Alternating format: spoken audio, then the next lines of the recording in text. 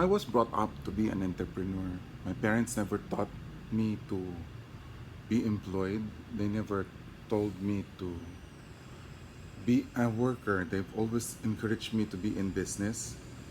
So, when it was my time to be looking for an employer, there were things that I was looking for, certain kind of brands. One, the first brand that I want to see, or I wanted to make sure was number one, how long has it been in business? Like, has it just been what, 5 years, 6 years?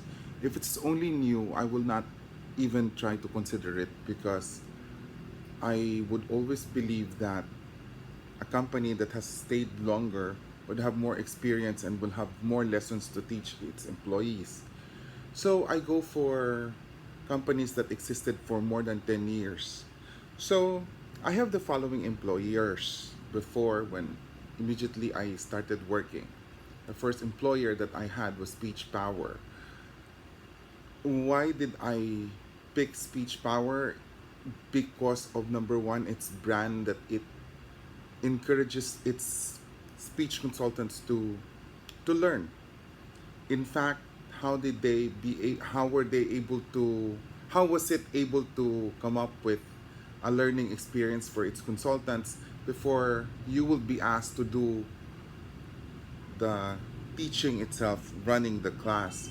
They would ask you to go through a training that would last for 12 hours.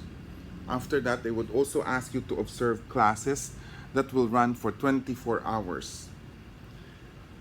Aside from that, they will encourage you to keep on attending workshops or classes that you are interested to learn so that you yourself eventually would be able to handle such program. So they have several programs in communications, reading, writing, and speaking. So I was taking the bar exams. I was about to take the bar exams at the time, so I was more focused on the writing skills. So I attended many grammar classes for for me to be able to develop my writing skills. Eventually, I was able to meet a mentor who really coached me into writing and helped me compress my ideas in one sentences, compound or complex sentences. Though after speech power, while I was waiting for the results for the bar exams, I was employed again by another training company, which is John Robert Powers. Why did I join it? Because again, I have envisioned myself that when I finished college, by the way, I envisioned myself opening up a training school, a company like Speech Power and John Robert Powers, a personality development school and a communication school. Now, John Robert Powers taught me everything from image building, corporate imaging, etiquette, and before I was able to handle classes and programs, it asked me to really attend classes and be trained by the best of the best trainers that they had, like Ping Valencia, and there was this broadcaster from RPN9, and there was this male model, Denden Abisamis, and Marina Benepayo, who taught me. Charmaine Arnaiz also taught me in posture and glide walk. Also, Denden taught me on how to walk, how to train gentlemen to walk properly. So it includes grooming, makeup, wardrobe technique, and everything. Before I was able to start teaching, those were the training that I got. So I really learned a lot. So aside from the brand that it is a stable company, the next brand that I'm looking for, if you will notice, is how well does it mentor its employees? Because again, my goal is to come up with a business similar to them. So from John Robert Powers, after being able to teach in Cebu and in Manila, I decided to franchise it for a year or two, and then came up with my own training company. And I called it, I called it Personality Development Center for Personality Development and Communication. So it was a combination of speech power and Jan Robert Powers. But before that, I eventually passed the bar exams.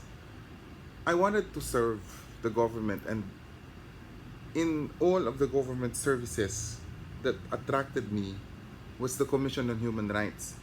The very reason that it attracted me to the Commission on Human Rights because attracted me to the Commission on Human Rights is that its feature that it attends to human rights victims and training the law enforcers. So here I saw the commission or this kind of employer to solve the long time problem that martial law created. The police abuse, law enforcement abuses, the inability of some law enforcers to comply with the constitutional requirements in custodial investigation.